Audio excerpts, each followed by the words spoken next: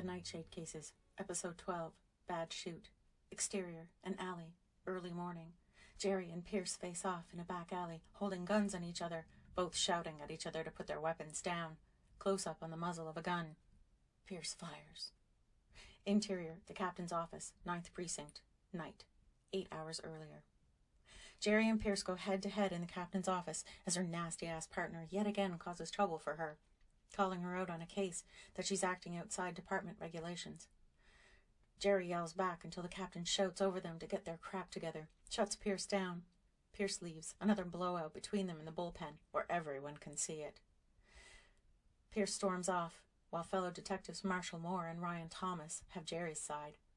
But the captain yells at her anyway. Pierce is her partner. Either get along or leave his unit. Furious, she stomps off. Interior, Philo's bar. Night. Gerri meets up with Kinsey and Ray, complains to them about Pierce. It's so not fair. She bitches about her partner while they commiserate. Father Dante shows up as Gerri gets a call, Ray's phone ringing too.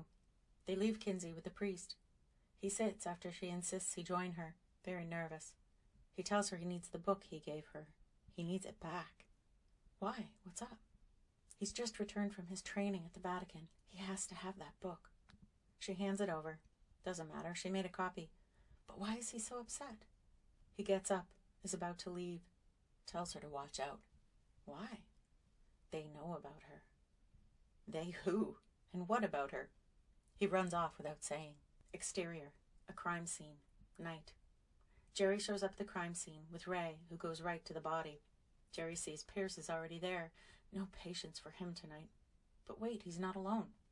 Detectives Moore and Thomas are there. Why? Both smirk over it. Pierce is in trouble. Gerri goes to talk to him. No gun, no badge. The pair make sure of that. Witnesses claim he shot the Vic in cold blood. Did he? Was it a bad shoot? Pierce won't answer her. Ray calls her over. You'll never believe who the Vic is. The young man from Exorcised, who vanished from the hospital where he was being treated. The victim Pierce shot is Jimmy Richards. Interior, 9th Precinct interrogation. Night. Gerri watches from observation as Moore and Thomas interrogate her partner. She's ready to wash her hands of things, except for the niggling irritation of the fact Pierce shot that possessed kid. Why that kid? The captain appears. She's expecting him to give her a hard time for not having Pierce's back. Instead, he asks her to investigate. She tries to claim conflict of interest, but he asks as a favor, off the books. What? Just do it. Find out what really happened. Gerri's pissed and annoyed. This is a great way to get rid of her partner as far as she's concerned. But it's the captain, and he's asking. She agrees to look into it privately. Interior, the bullpen. Night, to Pierce's apartment, early morning. Gerri calls Kinsey, tells her about the shoot. Kinsey sounds distracted. Where is she? At the college, doing some research.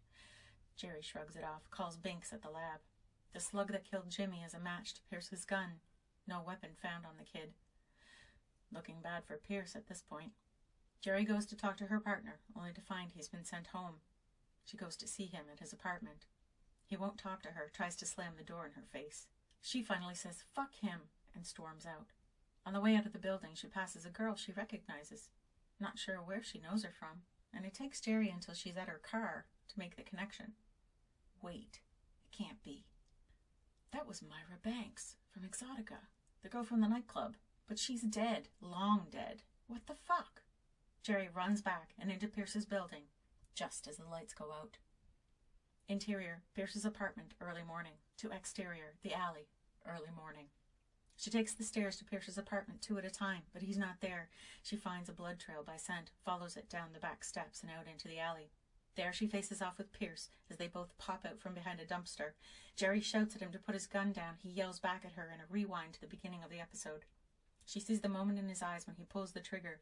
But there's something in his gaze, a flicker over her shoulder. She dives to one side rather than shooting him, as something flies over her body toward him. He puts 2 bullets in Myra Banks, who collapses to the ground before standing, shaking off the shots and bounding away into the night. Interior, Pierce's apartment, morning. In Pierce's apartment, Gerri thanks him for saving her life. Truce, for the moment. He finally admits to her he works for the Nightshade League. Gerri is floored. He was sent to Silver City to watch the collective. The Gerri and company show up and make noise and trouble. Kinsey is a Dan Allard. Yes, he knows who she is, who her grandmother is, and who her mother was. A traitor. Kinsey isn't supposed to have her power or the League will come after her. He's supposed to make sure that doesn't happen. Gerri's grumpy. He didn't have to be such an asshole about it. Well, he's half beast, half dervish. Asshole is in his nature. Gerri's shocked all over again. He came into this thinking they were bad, trying to rouse Kinsey's power, and their own. All three have blocks against them. Why her? No idea. It's above his pay grade. And not sure about Ray either. But everyone knows the story of Annette Dan Allard and how she bucked the system. Gerri thought he was bad too. Well, he's no princess. But suck it up, Gerri, because Pierce is on their side, and has been all along. Interior, Pierce's apartment, morning. Gerri can't believe that, but he tells her something is wrong. He's been targeted by the collective. He's lost a handful of friends, other paranormal agents of the League working in the world. Disappeared or dead, he doesn't know. No one's talking to him, but he suspects that means the collective is getting ready to make their move. What move? To take over the League. This is all about a power grab. Gideon Order's been after that for years, since he convinced Annette to go against the League. Kinsey's mother was collective? Pierce is done talking. He's already said too much. Gerri agrees to help him figure things out, but he has to tell her everything when this is over. He agrees at last. Call from Ray as they are leaving his place. Come to the morgue, now. They get there. Ray's spitting mad. Jimmy's body is gone. Interior, Silver City morgue, morning. Kinsey arrives at the morgue, Gerri telling her and Ray everything. Kinsey's shocked. Her mother was collective? She was one of the founders with Order. Then where is she? Pierce doesn't know. Not even sure if she's still alive or not. And what about Margot, Kinsey's grandmother? What about her? She's at least outside somewhat the politics of the League, but she's still beholden to them and on the League's council. Kinsey finally agrees to call her, but can't reach her. That means they're on their own. Myra is long gone from the alley, and likely the kid Pierce is accused of killing is still alive as well. They just need to prove it to clear his name. Kinsey then admits she had an offer from Order to study the artifacts. Interior, Silver City morgue, morning. Gerri freaks. Kinsey tells her accepting was ruse on her part, a way to get inside the collective. Gerri says no way, but Pierce thinks it's a good idea. They've tried to get people inside the collective before, but they've either been converted or gone missing. Kinsey gets mad at Gerri. Stop treating her like a child. She's a Nightshade. She tells them about Father Dante's warning. Pierce is grim. That's all they need. The human church meddling at a time like this. The Vatican has been hunting their kind for centuries. Thomas and Moore show up to take Pierce in for more questioning, shocked when Gerri defends him. Give her an hour to prove he's innocent. Thomas goes with her. Interior, collective office, day. To exterior, the Richards house, day. Gerri storms into Order's office at the collective, demands to see the kid. Jimmy is brought forward, Myra with him. Thomas grimly admits it looks like the same kid, and since the body's missing from the morgue, there's no crime. Gerri sends him out, tells Order to leave Pierce alone, or else. Or else what? She doesn't have an answer. There's nothing she can say. She's freaked, though, by the sight of Jimmy, a handful of other kids with Myra. She goes to the Richards house to see Jimmy's parents. She's feeling guilty she let them fall through the cracks and didn't check on them since Jimmy went missing from the hospital. The mother is a vegetable on the front porch. Can't or won't talk. Father shows, furious. Told her the boy's father was the devil, and sends Gerri away. She finally understands. Interior, Captain's office, day. To interior, Philo's bar, evening. Gerri reports in to the captain, Pierce beside her. He gets his gun and badge back, cleared of all charges. Gerri tries to talk to the captain, but he brushes her off, sends her out of his office. She's pissed, wants answers. He can't give her anything. Gerri's supposed to meet up with Kinsey and Ray at Philo's, but neither shows. Pierce does, though. She grudgingly buys him a beer. Interior, the mayor's office, night. The captain goes to the mayor's office late that night. Things are getting out of control. The League is unhappy, but the captain and mayor refuse to throw Gerri under the bus. The League made the girls. They are responsible for them. As long as Kinsey's power remains dormant, there's no need to act. Benedict shows up. They're his responsibility. Stay out of it. Can't. They have their orders. Well, he does too, and he takes full weight of whatever might come. The captain offers to stand with him, while the mayor frets. Interior, Ray's apartment, night. Ray answers the door, an old woman on the other side. She recognizes Wind Panther with her. Mama Roan is weak and old, frail. She sits with Ray, begs her to help. Cece is missing and they can't feel her anywhere. If Ray ever loved her, help them. She promises to try. Mama Roan reaches for Cece through Ray and they connect. Ray wishes they hadn't. Something is living inside Cece and it's not human.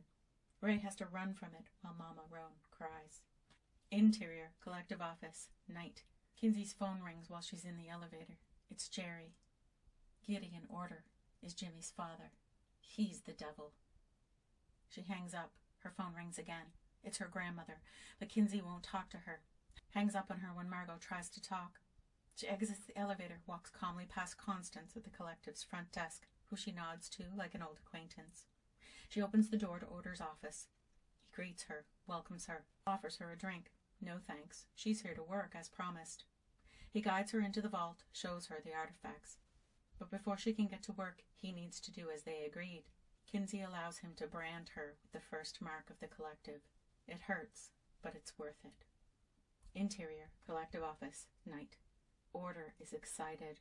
He wants to rape her right then and there. Stamp her with all the brands. Take her like he could never take her mother. Forces himself to be patient. There's time yet. She'll be his forever, and Annette will be nothing. Interior, collective office, night. Kinsey lifts the first artifact into her hands after Order leaves. She feels it drawing on her energy. Understands at last what these things are. The embodiments of the powers of the races. They control and regulate the powers of the races existing now. Kinsey understands how they work, turns the power against the artifact, and siphons its magic. This alone is worth the first brand. Her power awakens fully, more powerfully than any other Nightshade, thanks to the stored energy in the artifact. She needs the rest of them, needs them now. Fate Black.